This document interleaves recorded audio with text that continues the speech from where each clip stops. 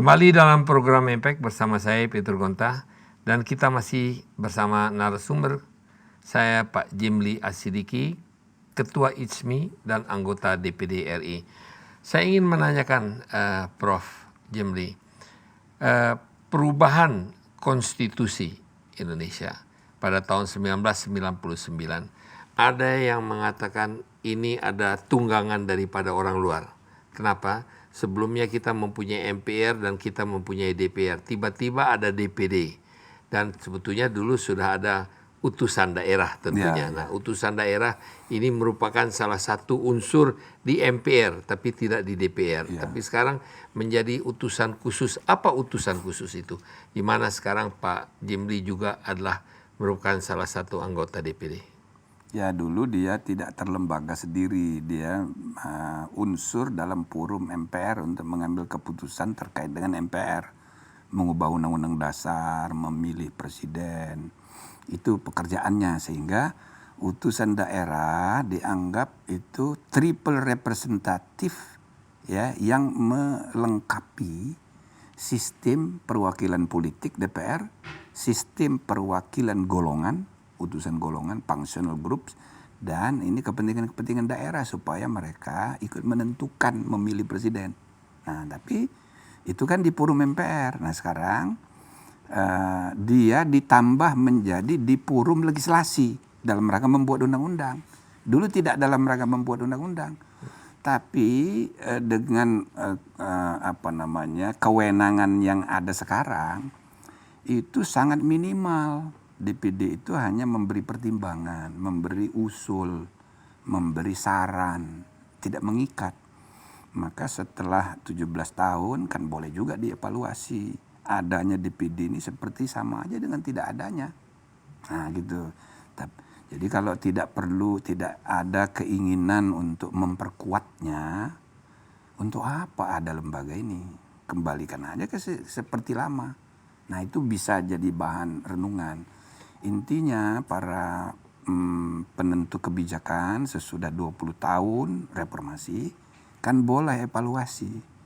Bagaimana ini struktur kelembagaan bernegara kita ini? Boleh saya interupsi? Mungkin berubah evaluasi apakah dibubarkan atau ditambah peranannya? Atau diperkuat supaya ada gunanya.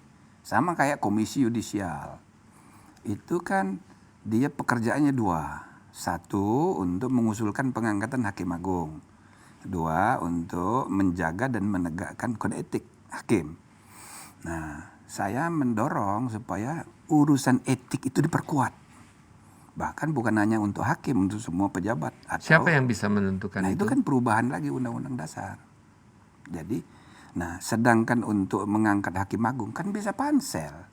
Untuk apa lembaga yang setinggi itu dimuat dalam konstitusi? Artinya begini loh, sesudah 21 tahun reformasi kita boleh evaluasi untuk modernisasi dan efisiensi, ya, kelembagaan negara itu kan boleh. Karena institusi bernegara itu akan mendrive perubahan, ya, jangka panjang supaya negara kita itu makin berkualitas, makin berintegritas untuk mendorong kemajuan peradaban. Maka institusi negara itu harus efisien, harus inklusif, harus baik. Kalau ada unsur-unsur yang tidak terlalu banyak gunanya, kan bisa dibuang. Gitu loh. Nah, contohnya seperti DPD sekarang. Itu mungkin itu contohnya. Tidak dibuang tapi tadi dikatakan mungkin pilihannya begitu. Diperbaiki. Diperkuatnya gimana? Supaya dia check and balance. Ya kayak sekarang ini. Jadi kalau ada undang-undang tidak disetujui DPR, bisa dibawa ke DPD. Ada undang-undang yang dirancang oleh DPR tidak disetujui presiden, bisa dibawa ke DPD. Ya kayak di Amerika, override.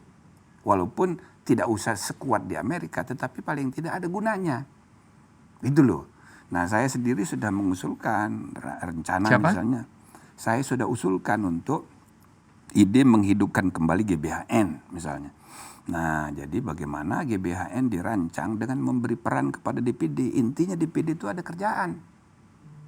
Dan semua pemimpin partai politik harus bersedia untuk mengevaluasi. gitu loh. Jangan hanya menikmati jabatan. Suasana politik ini semuanya terlalu pragmatis, semua transaksional tanpa memikirkan agenda jangka panjang. Jadi penataan struktur dan sistem bernegara itu terus-menerus harus diperbaiki. Dan itulah gunanya kita ada mekanisme perubahan konstitusi. Gitu loh. Jadi konstitusi itu ketika kita ubah, karena momentum 4 kali berubah, belum tentu sempurna itu. Gitu loh. Seperti halnya ketika kita tanggal 18 Agustus ketok palu tahun 45 mengesahkan Undang-Undang Dasar karena heroik proklamasi. Ya kan belum tentu sempurna, itu Undang-Undang Dasar paling ringkes. Tadi pada waktu kita jeda, Prof mengatakan 2 hal pada saya. Undang-undang dasar kita adalah undang-undang dasar yang paling ringkas dibandingkan dengan Amerika yang sangat ringkas, termasuk ringkas di dunia, masih ada 5.000 atau 4.000 kata, sedangkan kita ini hanya 1.000 kata, sehingga kadang-kadang melakukan interpretasi terhadap satu undang-undang atau satu pembahasan yang terlalu pendek menjadi multitafsir. Sehingga semua konstitusionalitas itu ada di tangan presiden. Jadi presiden tanpa kontrol, dia bahkan pernah ditetapkan menjadi presiden seumur hidup. Gara-gara tidak jelasnya pembatasan masa jabatan. Kan begitu. Nah, itu sudah terjadi, sudah pernah terjadi. Itu pun dirubah sekarang 2 kali 5 tahun. Diubah 2 kali 5 tahun. Itu merupakan perubahan daripada undang-undang dasar kita ya. Itu perubahan pertama. Perubahan pertama itu menentukan masa jabatan presiden hanya boleh 5 tahun dan hanya boleh dipilih 1 periode lagi. Prof, ada satu pertanyaan saya sebetulnya sekarang. Tadi pada waktu kita jeda, Prof mengatakan, waduh, sekarang banyak senior-senior kita yang sebetulnya ingin kita kembali kepada undang-undang dasar yang asli. Iya. Banyak, makin banyak total, sekarang. Makin banyak. Kenapa mereka ingin? Ya malah ada saja yang suka SMS saya. Semua masalah itu dikait-kaitkan dengan undang-undang dasar. Ini ribut ini gara-gara undang-undang dasar. Waduh, kalau begitu saya bilang tsunami di Aceh pun terjadi gara-gara undang-undang dasar diubah. Jangan begitu. Ini kan bedakan substansi konstitusi itu dengan implementasi. Apakah mereka menafsirkan bahwa kalau saja undang-undang dasar kita tidak dirubah, tidak ada demo? Ya kira-kira begitu. Jadi semua kisruh ini dikait-kaitkan gitu loh. Itu kan hanya mencari pembenaran yang mudah. Sebetulnya itu kita jelaskan. Saya beberapa kali mengadakan pertemuan dengan senior-senior termasuk dengan Pak Tri gitu. Ya kalau saya jelaskan mereka bisa terima.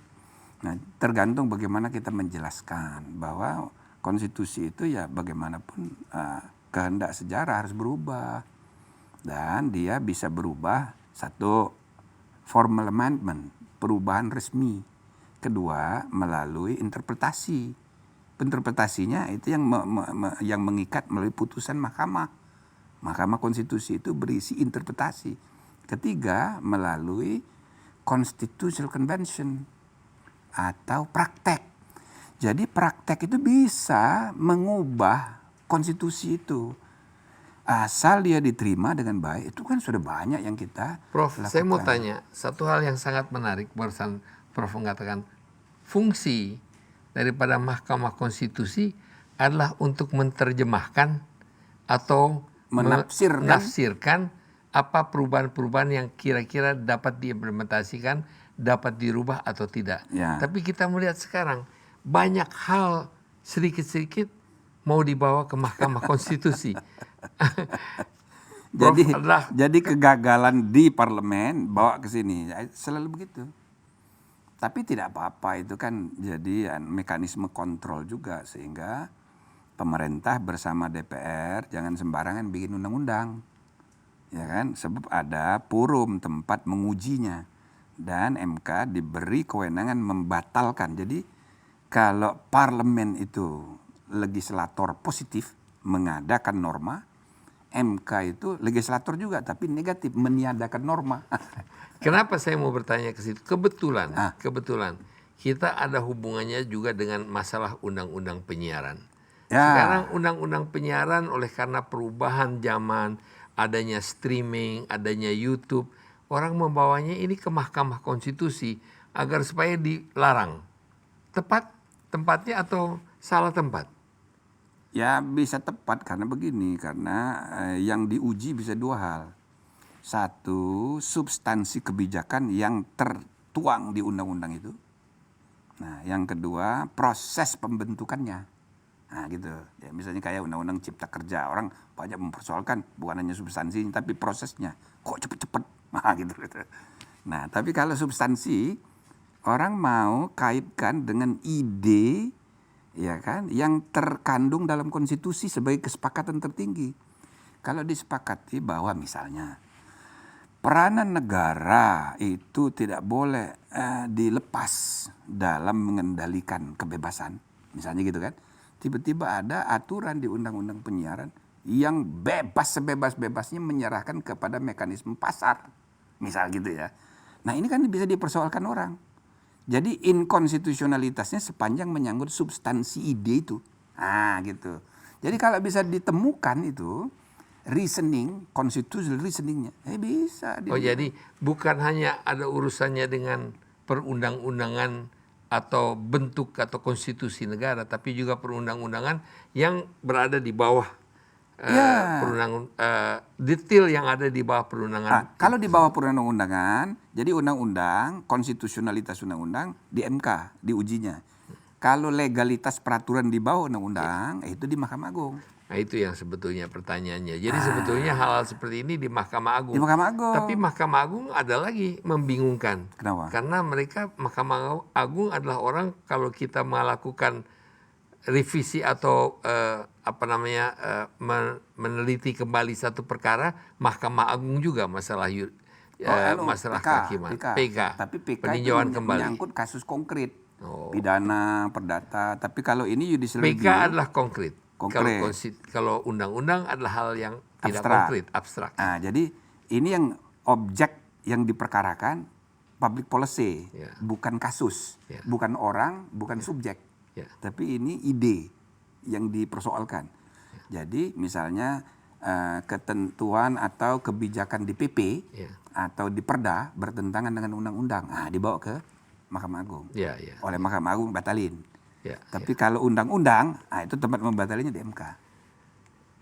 Terima kasih pelajaran ilmu buat saya sendiri merupakan satu ilmu atau pelajaran tersendiri yang baru Prof katakan. Mungkin sama dengan satu semester itu barusan.